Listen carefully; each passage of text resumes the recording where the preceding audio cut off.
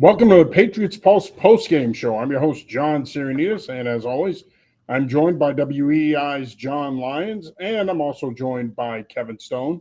Patriots lose preseason game number 2 here at Gillette Stadium tonight, 14-13 to the Philadelphia Eagles. And gentlemen, to me, this game comes down to one thing and one thing only. We could literally do this entire show on Drake May and talk about him, and that's pretty much what we're going to do because that was the most positive thing to come out of this game tonight. But as we always do, just some introductory thoughts here. What are your thoughts on tonight, John? I want to start with you. Thoughts on tonight, and of course, we'll talk plenty of Drake. And as always, before John does chime in with his thoughts, feel free to join the conversation. I already see a bunch of people are tuning in.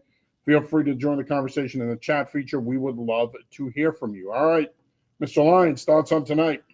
Well, John, I'm surprised you don't want to spend the whole show talking about the center quarterback exchange operation. I mean, we had multiple fumbled snaps. I mean, I'm surprised, John, you lived long enough to be on this post-game show after having to witness that. I thought you would just, just.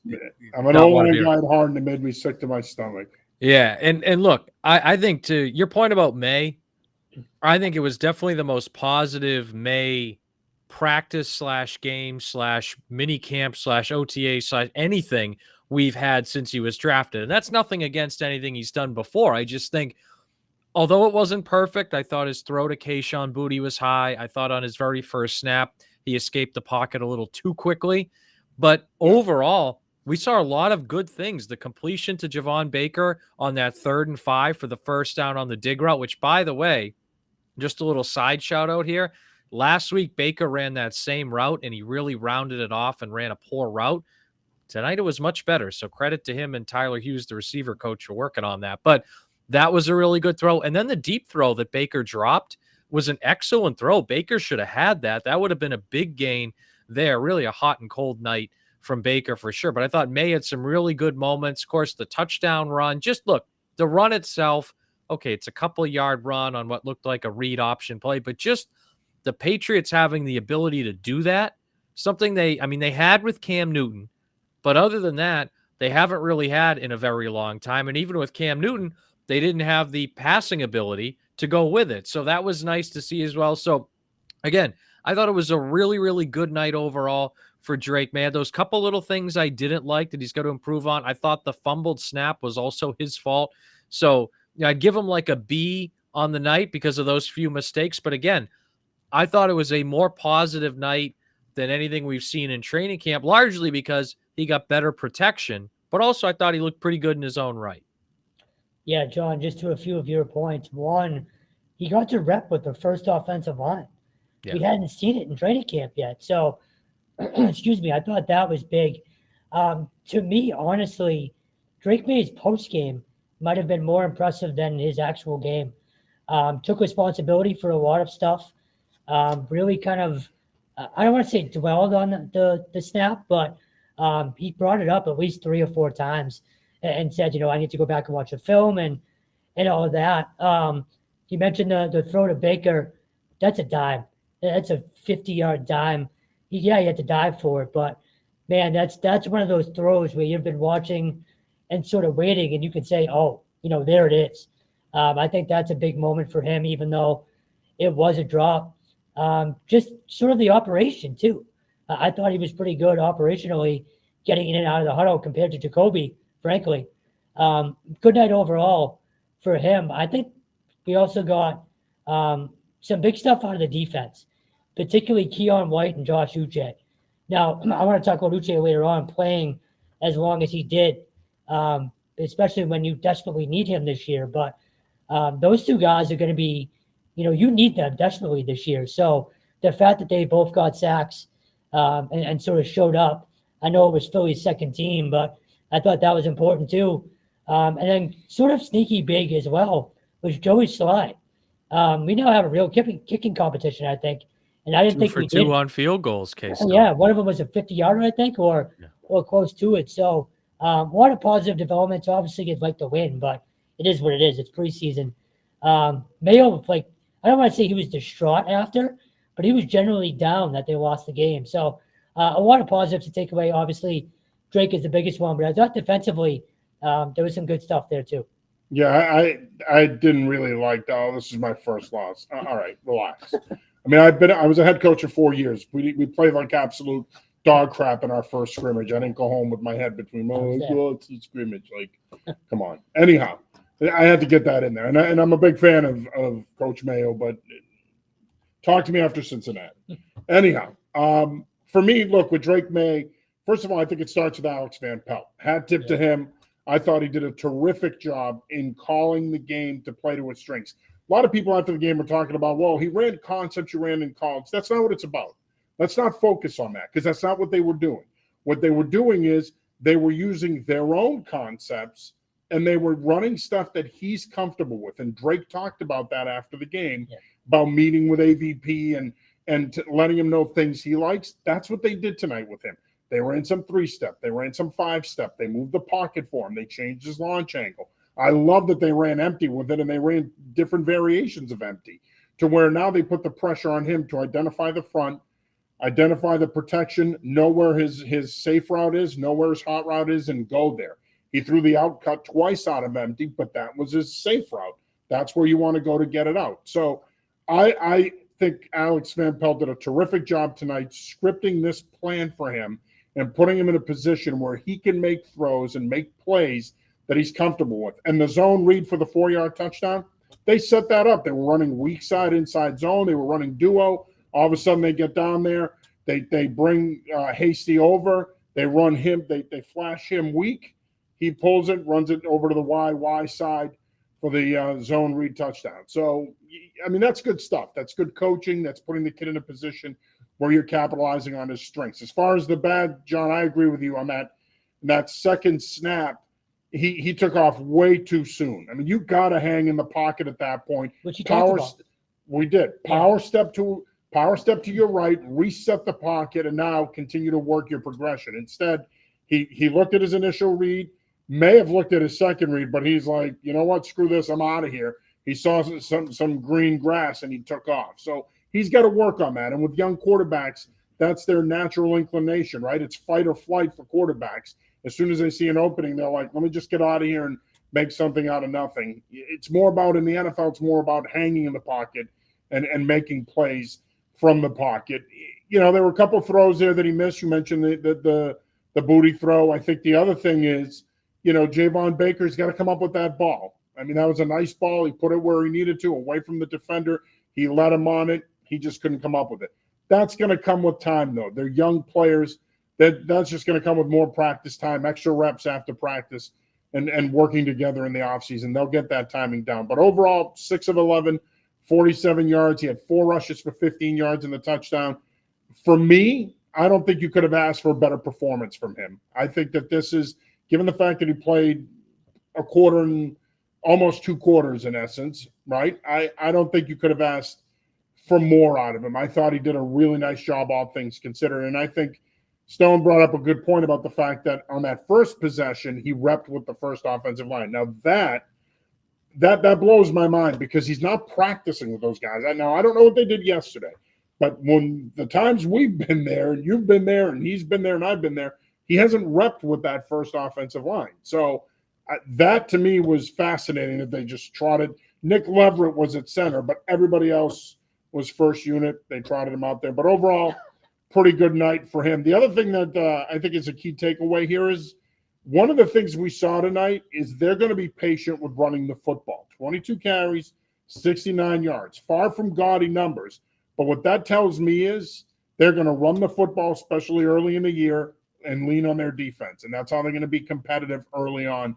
I like the fact that AVP is so willing to be patient with the running game. Yeah, and you mentioned May at 6 of 11 for 47 yards. I mean, if Baker catches that deep pass on his hands, we're talking 7 for 11 for 95 yards, and all of a sudden maybe they score another touchdown. Like, we're having an even different conversation. I think another part of this, not a really good night from Jacoby Brissett either. You kind of have that juxtaposition. Yeah. Brissett had on the very brought that up because I was going to be bringing that up. Yeah, because in the first possession, Brissett had that corner route to Austin Hooper where Hooper had space, Brissett had protection, and he just missed it flat out. And then that interception was something that, look, I know Brissett's been a journeyman quarterback and he's not what we look at as a higher end starter. That's a really bad interception for anybody to have, right? He telegraphed it. Yeah, was the one you had? Yeah. Well, I've coached quarterbacks for years, and to steal John Gruden's line, that's a prime example of trying to force sand up a flea's ass. Yeah, right. Like that. It's not there. Don't try to make something out of nothing.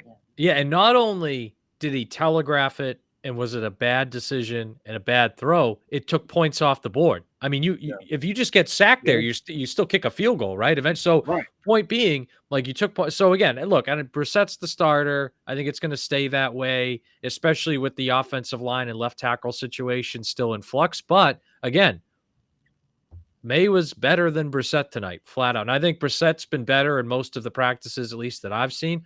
But May was better tonight. And I think that's something that's worth monitoring going forward, because although I think Brissett is your week 1 starter, I think he's your week 4 starter. Maybe if this trend continues, May is your week 6 starter instead of your week 11 starter, right? Maybe it ups the timeline a little bit. And a lot of that has to do with May's development, but I think that's part of it. And you mentioned Alex Van Pelt, John, not just with the running game. I think, a lot of the things that people questioned about May coming out, nitpicked maybe a little bit, but also some fair concerns. We've seen improvement in those areas. Now, he's not there yet. Still pats the ball a little bit too much. Still, again, left the pocket early on one of those, but like he still will mostly stand in there. Even that pass to Jermichael Hasty, that kind of swing pass that he had to jump a little, like he stood in there in the face of pressure, made a good throw. The dig route to Baker was a good decision, good throw, good fundamentals. Like you're seeing some of these things get corrected or at the very least get improved on. And I think the more that continues to happen, the closer we get to seeing him playing more and more, including in regular season games. Well, and the patting of the ball is an epidemic in football. I mean, whether it's the NFL, college, or high school, guys just love to sit there and even Brissett does it a little bit. Like, well, they all do it. It's Drew Bledsoe did it in the 90s, and the tradition is carried on. Real quick before Kevin jumps in here, do you think Brissett should play next week? I think based on the way he played tonight, I think he should play against Washington. Yeah, I would probably give him a series just for almost a confidence perspective. Because again, I thought he had a bad night tonight, and you're working with an offensive line that's kind of a work in progress. I think it would be good for them to get a series together, just to kind of put some good plays together. Because again, there's 10 days off between tonight's game and Washington. And then you play Washington, and there's 2 weeks between that and your first game against Cincinnati. So that's a lot of time in between meaningful game reps. So I would like to see him get at least a series, then let it be the May show for the rest of the first half and maybe a little beyond after that. Just a couple other things on offense before we move on. One, Jalen Polk continues to impress. The move he had, well, 2 moves he had. Can I just say one thing on that, Kevin? And I want to get your opinion too. I think at this point, like he should be out there with the ones instead of Tyquan Thornton. He's like Tyquan Thornton started this game, and like Polk is better than him. And it's not just tonight. Like he's been, I feel like, better for at least a week now. Oh, I've been saying he's your best receiver for 2 weeks at least. Yeah. And Tyquan short-armed the ball over I've the been middle. saying it for about 3, so I'm in the lead. And Tyquan short-armed the ball over the middle early on too. I think it was him. But the offensive line, going back to that real quick, they did not do him any favors in the joint practice, which makes tonight sort of even more mind-boggling. I go back to that 2-minute drill he had in the joint practice where it went like sack, incompletion, sack, and they just stopped the drill because it was so bad. What are we doing? Like, figure this out and let him rep with these ones more, because you see what can happen when he does. So that was frustrating. I want to go to Uche real quick. Were you surprised he played as long as he did tonight? Because we were kind of talking about why it happened, and it sort of hit me later on in the game. I think it was due to fighting, but you need him badly. I hated seeing him out there that long, and now that I'm thinking of it too, Pop Douglas returning a punt tonight. What are we doing? What are we doing? Like, he cannot get hurt. So I don't like those. But that's not the way it works, though. It's not about you can't get hurt. The whole point of these games is these guys need reps, man. They need to play. You can't put them in the bubble wrap and have them sit on the sideline. Well, look, on the Pop point, I agree with Stone in that he's got a history of injuries. He's your best receiver, and he's your only good slot, really, if you think. And not like Polk can play in the slot, I get it. But as far as that shifty 3rd and 5, runs a 6-yard whip route slot. So, like for punt returns, I'd rather just see Jalen Reagor and Wallace, and just those two guys. You handle it. That's but here's my counter to that, though. Unless you think Wallace is going to make this football team, you need to have two guys back there that can return punts. It's going to be him and Reagor, assuming Reagor makes the team. Yeah, and I think though he needs to work on it. Even in that case, I think I'd still rather find somebody else. Like I understand what you're saying. You need two guys. I'd rather take Reagor, pick a defensive back that can do it, obviously, or another receiver. Like I just worry about Pop back there, given his importance to the offense and his injury history.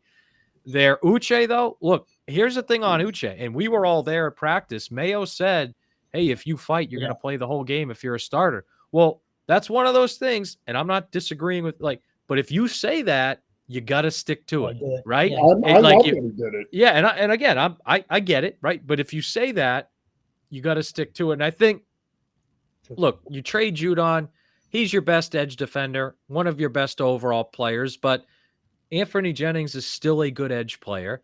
Uche is a good pass rusher. Keon White, I think, can be really good. Can the three of them give you enough production to kind of make up for that loss? Maybe not individually, but maybe at least collectively, the three of them. I mean, it's still a hit, right? I mean, you're talking about a defense that's not going to have Barmore or Judon, and Barmore for at least half the year, maybe more, right? We assume. So, yeah, I mean, it's a hit, but I think Uche, Jennings, that combination, I think, can give you enough production to at least not sink you and put you in a really bad spot without Judon.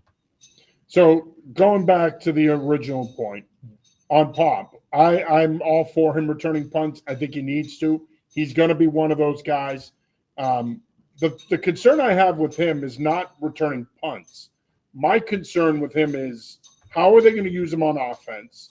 And his durability in general, from the standpoint of he's more likely to get hurt playing offense than returning a punt, in my opinion. And because he's the kind of guy that he's going to take shots. I mean, yes, he can play in space and separate, but if he's in one of those enclosed situations where he's in a one-on-one with a defender, and then that secondary defender comes in on the play, that's where he could get hurt. That being said, whatever.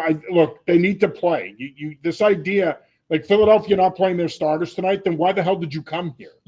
Why the hell did you do a joint practice? Why the hell did you come here if you're not going to play them at least a series or two? And this is something that the NFL, and I'm digressing here a little bit, but I even said something to him. This is something that the NFL, to me, has to address, because why the hell are you playing 3 games in the preseason if guys aren't going to play? And here we are talking about this whole thing about, well, they can't add an 18th game. What does it matter? What does it matter? These guys aren't playing in these preseason games. We should add an 18th game because they're not doing anything in the preseason. So for me, it's like, I don't understand that. They have San Francisco traveling to Tennessee. They're going cross-country to play these meaningless games. You're charging people $70, $75 a ticket. I mean, this is the biggest racket going. Al Capone would love this racket. He would want a piece of this. So that really, like Kevin and I were talking about it tonight. You had a good crowd tonight. I mean, once it became apparent that the weather wasn't going to be an issue, I think people decided to come. But again, this is a great opportunity for families and people that don't normally get to go to games to go. But what are we doing here? I mean, there's all these Philly fans here, and they don't get to see Jalen Hurts play a series or Saquon Barkley. Or I get you want to win, but why the hell are we playing these games? You don't need 3 preseason games to evaluate guys that are on the bottom third of your roster. You can do that in practice. You can do that with one joint practice. You don't need to play these 3 games. And in any event, as far as Uche is concerned, I loved every second of that. And I'll tell you what. As a former head coach, you lay the foundation for your program. You place the expectations on your players. And if they don't meet those expectations, then you need to be able to put in place a consequence that will reinforce your expectations and what you expect from a foundational standpoint. He made it clear the other day, John, you said it, that if you're a starter and you get into a fight, you're going to play. Uche knew that. Uche opted on a kick return to be Joe Tough Guy, well, now you're going to play. Now, if I'm Josh Uche, and if you're pissed that you played tonight, shame on you. This is an opportunity to get extra reps, extra snaps, and to get into game shape. This team's going to be relying on him a lot more now than they would have 2 days ago. So I don't see this as a negative at all. I think it's great for Gerard because what it says is that this is his program, this is his ship. He's going to run this thing the way he wants. And I also think it sends a message to the players that if you don't do what I expect of you, this is what's going to happen. So he used Uche as an example. You hope that Josh learns from it, and I think it reinforces Gerard's place in the locker room. And I think it probably garnered more respect from the players as a result of him sticking to his guns and playing him. And it comes on the heels of trading Judon, a guy that threw a temper tantrum on the field in front of Mayo and in front of all the media and fans about his contract, right? So you kind of put those things back to back. It does send a pretty clear message that, hey, players coach, different vibes, game room, warm and fuzzy, but there's a line there, right? And I think that's kind of what you need from Mayo, not just you want from Mayo, but you really need from Mayo. And I thought, like, defensively, I thought they were good tonight. I thought, it did I noticed Christian Gonzalez get beat by John Ross on a go route, which I really didn't like on that first series. I know the pass was incomplete. Still no Jonathan Jones out there, no Marcus Jones out there. I thought Alex Austin played well, but I think like what we saw tonight, guys, is no different than what we saw last Thursday, no different than the joint practice, any other practice. This defense is good enough to win games. Can this offensive line hold up enough, and can your quarterback make enough good decisions to win you a game, right? Because I think, look, if this had been a real game, that Jacoby Brissett interception might have cost you it, right? So that's the thing. Your offensive tackle situation might have cost you it. So I think what we saw tonight, really no different than the conversation we had after Tuesday's practice, or anything. The only difference really being May played more, and he played pretty well. Yeah, and I will say this, and I think it's an important point to bring up. Elliott Wolf was on with Zolak and the McCourties at one point tonight, and he talked about the offensive line, and basically he echoed what Mayo said after the Carolina game, that it's a work in progress, and that they recognize that. And I think this is a team, do not be surprised if they bring in a tackle either via trade or they bring in a couple of them after cuts are made. I'm not convinced that they are done trying to sort this offensive line out. That's why you have 3 offensive line coaches. They hired 3 guys with offensive line backgrounds to coach this group. And I think those guys, I've said it all along, they're going to have their work cut out for them. But I do agree with Elliott that this is not a finished product, that they're still trying to figure some things out there. I do want to talk about Judon here before we wrap up the show. I want to read to you Mayo's comment tonight when he was asked about Judon, and I want to get your thoughts on it. The question was, we haven't had a chance to talk to you since the Matthew Judon trade. I was wondering if you could comment on that. Mayo's response, you guys know how I feel about Judon, and obviously he's moving on. I felt like it's a win-win for both parties. That line, I think, is important there. And I wish him nothing but the best. I always tell the guys these are long-term relationships, and nothing's changed. So we've kind of talked a little bit about the Judon trade, but let's get into the Judon trade and your thoughts on that comment. Yeah, look, I think at the point they were at, a trade was probably the best thing. And I've said all along, I thought this was not a July and August mistake. It was a February and March mistake where they went into the offseason knowing they were going to, at the very least, offer a bunch of guys extensions, but probably pay a bunch of guys. And they didn't really anticipate Judon getting angry about it, because what they should have done is either traded him in March, extended him in March, or had a conversation with him in March and said, hey, you're 30, you're going to be 32. We don't know about your health. Give us a month or so of healthy, solid production, and we'll give you a raise then. None of those things happened. And then it kind of blew up on him. And to the point where it got, I don't think, like, if you asked me a week and a half ago, I would have said, hey, try to work something out with him. But with it still going on and some of the media chirping back and forth and all that, I think it just made sense to try to move on. He gets to go to a team in Atlanta that could win that division. At the very least, I think is a playoff caliber team, especially with Kirk Cousins at QB there now. They get a 3rd round pick, which frankly, guys, that's more than I thought they'd get. I thought this would be a 4th or 5th round situation given his age and his injury last year. So they get a 3rd round pick. They have Keon White, Uche, and Jennings, who individually are not as good as Judon, but good enough together to hopefully make up at least most of the production. So I think given where things are at, this was probably the best, or at least a very good outcome for both sides. Yeah, I wrote this last night. No brainer, in my opinion. You mentioned the return. I couldn't believe when I saw a third rounder, and different people have said NFL executives have even been surprised by the fact that they got that third rounder. Look, you saved some money. Ultimately, hopefully, it now goes. It's allocated to the offensive line. I'm not sure it will be, but you hope it is. But no, this was. I've said it for weeks. It's Mayo couldn't have this hanging over the team. And now ultimately it would have gotten resolved. You hope at some point, ideally, this wasn't going to be a Logan Mankins situation where he's holding out all year, but it is. It's a win-win for everybody. He gets a new start, probably a new contract at some point, although I saw something where Atlanta might not give it to him yet. But yeah, this was the term no-brainer is thrown around a lot, but I really think it was. It's a win-win for everybody. Yeah, I think to me this reinforces what I've said all offseason, which is they're punting on this year. Yeah. You don't make this deal if you think you can compete and be a playoff team. You just don't. He is arguably their best player.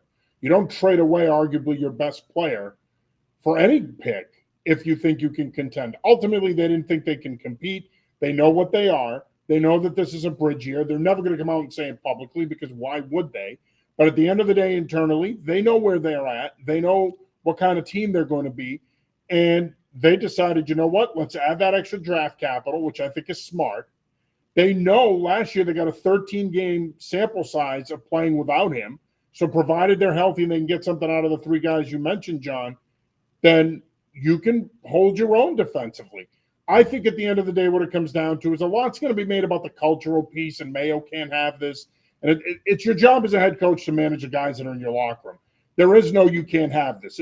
And I say this, and sometimes people think I'm a snob when I say it. If you've never been a head coach, you don't get it. But I think what's important here is it's not so much about Mayo. Yeah, he wants to set his culture. And yes, he wants guys to pull the rope in the same direction and buy in. But this is the NFL. You're dealing with men who are making more money than you.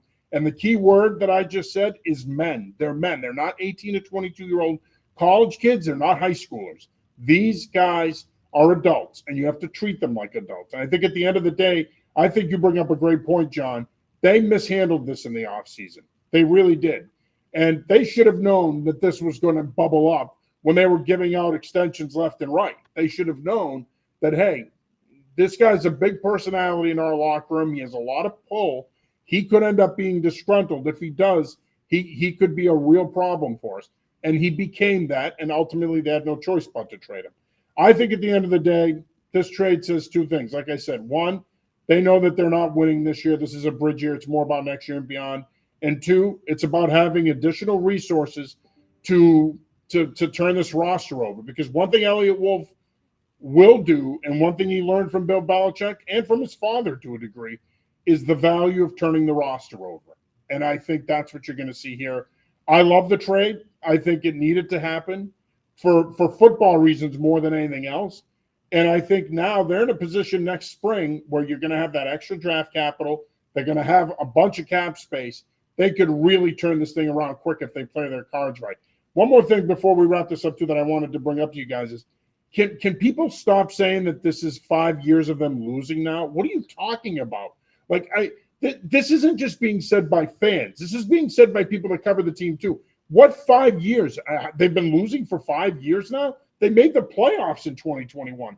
2 years ago, the Patricia abomination season. If they beat Buffalo in the final regular season game, they make the playoffs. How has this team been losing for 5 years? I don't. They had the bad COVID year, and they went 8-9 2 years ago. But to me, they were in playoff contention. 4-13 last year. You want to talk about a rebuild? I think the rebuild started last year, not 5 years ago. That's just nonsense to me. Yeah, well, I think the line of demarcation is 5 years ago you had number 12 at quarterback and you were good every year. And I think then that's what people are basing it on. Yeah, and look, and on one level, I get it because you make a decision to move on from number 12. Well, with the expectation is that you're going to be good within a few years. And a few years after he's gone, you go 8-9 in 2022, and then you go 4-13. And now, and I don't know about you guys, this team to me, they look like a 5 or 6 win team, especially with that schedule. We'll see. Yeah. Right. So I think that's the frustration, and I get it. But if we're also being fair, your GM and your head coach are in their first year. So it's not like it's 5 years of the same guy, which it was up until last year, and you're not winning. And yeah, they made the playoffs in 2021. That's true. And so really, if you want to say it's 2 years of being bad, sure. But it's something also that people around here just frankly aren't used to, right? Like, I mean, again, you got to go back to the early 90s or the mid 90s to find 2 years in a row as bad as 2022 and 2023. It's just kind of the reality of how good they've been, to their credit. 80s, early 90s. Yeah. Right. But also, like, I mean, if you're going to make the decision to move on from number 12, then draft Mac Jones, to draft Drake May, you don't want to be. We have a special guest here. What's up, Doc? The What's up, great Doc? Greg Bedard. I heard you bellowing. I need to hear you on a football field yelling No, you don't. with those No, you pipes. don't. Hey, actually, Greg, we were just talking about offensive line play a little while back, so we are getting into it. So There you go. Right Yeah, up your a little alley. bit better tonight. for the most Greg, part. since you popped in, we Yeah. have to get just your quick thoughts on tonight. What did you think? I will say I am in a much better mood tonight than I was a week ago, or certainly after Tuesday's practice. I was encouraged by what I saw tonight. I'm still pissed off that they didn't play Drake May more last week, or they haven't given him more of a chance. I know, people are going to be critical of me saying like, oh, you said this, that. All I can do is go off of what I see in practice, see how the coaches are using people, and what's the third thing? And what Mayo says. And they never gave him one snap with the first team. Mayo said he'll do that when he's ready. That means he's not ready. And so I would have done tonight. I would have done that last week. And like I was just saying on 98.5, I was talking to an NFL offensive coordinator today, and he said, what you have to keep in mind is like these teams only have a finite amount of time to work with these quarterbacks, because like as soon as the Patriots season ends, which is probably going to be early January, the Patriots coaches can't work with him again until May. Like it used to be back like in the early days of Tom Brady or what have you. Tom would spend all off season here working on his footwork, Start working with the March. receivers. You can only do that stuff on your own. And so they're wasting opportunities for Drake to learn and get better quicker. And so that pissed me off a lot last week. There's no reason. There's not an NFL offensive coordinator anywhere that'll tell you that was the right thing that they did last week. It made no sense. And the fact that they really didn't explain it either, I think, is the other thing that I found fascinating. He didn't really get into the weeds with it and say, hey, this is why we did it. Mm-hmm. It was just, no, this was the plan. This is what we thought. And yet you see tonight, when you play with that first offensive line early, you give them some confidence, you call some stuff that gets them into a rhythm, and then voila, there you go. The kid's starting to get into it.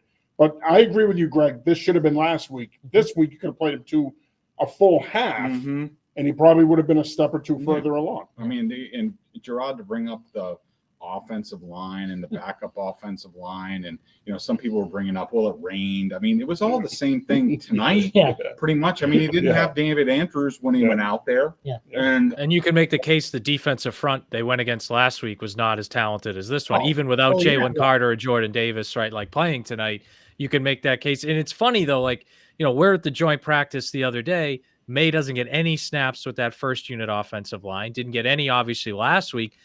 You figure you would want those practice reps before he goes out there in a game and does it. But then tonight, obviously, minus David Andrews, he's out there with the starting offensive line.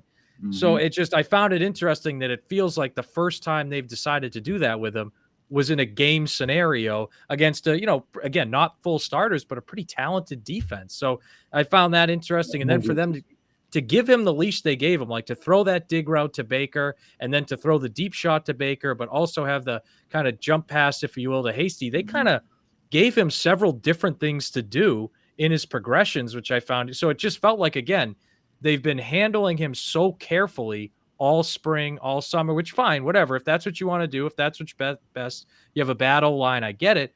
But then it felt like tonight they ramped it up. I think, I don't know about you guys, but much more than I expected them to ramp it up. Like I expected him to play more, but just with that first O-line, the different things they did, that surprised me, at least to the degree they went with it. Yeah, and I think they definitely incorporated what he can do. And that's what you talk to NFL offensive coordinators, and they're like, this is what you do. You assess where the kid is. You determine what's in his bucket. What can he do? What can he do? Stay in his bucket. And then once he proves he can do that, then you expand it a little bit. And that's what they sort of did tonight. And again, like I have no problem. If this week was last week, like there wouldn't have been any of the chatter that there was. And I do think that the Patriots reacted a little bit to the chatter. Like Mayo says this was the plan. I don't believe that. No, I agree. No, I agree wholeheartedly. I think they heard the noise. Yeah. All right. As they should. Thanks, Greg. Appreciate Great cameo there by the great Greg Bedard. And I'm sure he's going to probably be saying to me, why the hell are you calling me great? Anyway, final thoughts here, gentlemen, before we wrap it up. Stone, since you've been an innocent bystander here for the last 20 minutes, what do you got? Hey, I'm letting the pros do their thing. No, it's good to see that progression. Now, ideally, you see more of it against Washington. Should Jacoby play? Yes, but I'd rather see 2 quarters of Drake again. Let this kid keep building on what he just did tonight. And again, I go back to his post game. He is very self-aware. He made a few comments about, I need to show more emotion when I do good things, but he's also conscious of not pulling a Mac Jones and being too negative. And I think that's huge, just in terms of his confidence and his ability to have the support of his teammates as well. So I hope we see more of him kind of, building off what he did, because ultimately you're going to ride him into the future. Yeah, it's nice that you don't have a press conference where he just says, yeah, and stuff like 10 times, right? So it's a little different. Yeah. Look, again, the big thing here is May and that he did more and more, and I think that's a good thing. But I think you look at across the board, they still had snap issues on the offensive line. They got to get fixed. Javon Baker had the nice catch on a dig route, but he got shoved out of bounds on another route, and he had to drop deep. Defensively, I think they did a lot of good things with their first unit pass rush. I thought their tackling got worse as the game went on, which Mayo alluded to. So I think it's one of those games where you have some real things to hold on to, especially including Drake May's night, but you got some real things you got to continue to work on. Now you got 10 days until Washington, and I think Washington, to me, is going to be a big game for Drake May, because I think it's probably going to be the last time we see him in a game for at least a month and a half, maybe 2 months. So I think what you really want, as I mentioned earlier, you want a good series from Brissett, but I think you really want 3 or 4 legit series from Drake May where it looks like, okay, this is a dude who's progressed from June, progressed from July, progressed even from last week, and you can feel really good about saying, okay, we're going to keep on developing him throughout the season until he's ready. Yeah, I agree. I think he needs to play next week, and I think he needs to play at least as much as he did tonight. Because to your point, you may not see him until after week 14. If Brissett stays healthy and keeps them in games, you may not see him until after their bye. So it may be our last opportunity for a while to see him play. But I thought Greg brought up an interesting point too about the offensive coordinators and their thought process. And this goes back to what I said at the beginning of the show. This isn't about running what he ran in college. This is about running what he's comfortable with. And that's what Greg was just talking about with what's in his bucket. And I think at the end of the day, tonight, they went into that bucket and they pulled out things that he likes, that he's comfortable with. It's not very often you'll see a team get into tray empty where they have a tight end, double flanker with a slot. You don't see that often. He obviously likes that, and he likes it because he could lock in the tight end and get that extra guy in and get a 6-man protection. Or he could let him get into his route and now get into his quick, hot, progression. So I think at the end of the day, I think they did some good stuff with him tonight. There's still plenty of work to do with this football team. They're going to be hitting the practice field a bunch this week. But I think the 10 days is good for them because I think it's going to give them a chance to reset, reevaluate, and figure out what they want to do here. But make no mistake about it, I think at the end of the day, there's still a lot of questions there that need to be answered. Gentlemen, I want to say thank you, as always, for taking the time to share your thoughts on tonight's game. And John, we're going to see you in 2 weeks, or I think it's 3 weeks from now, after the Cincinnati opener. Next week, it'll be you and I talking about the Washington game. But we'll see you in 3 weeks, my friend. Yeah, looking forward to it. Hopefully we're talking about, at the very least, an entertaining game to start the season in Cincinnati. Yeah, and just make sure that John's on EI all the time. So make sure that you get a chance to check him out when he's on there. And, of course, we will continue to have coverage of this one on New England Football Journal. High school football season kicks off tomorrow, so we're going to have a bunch of stuff on that this weekend.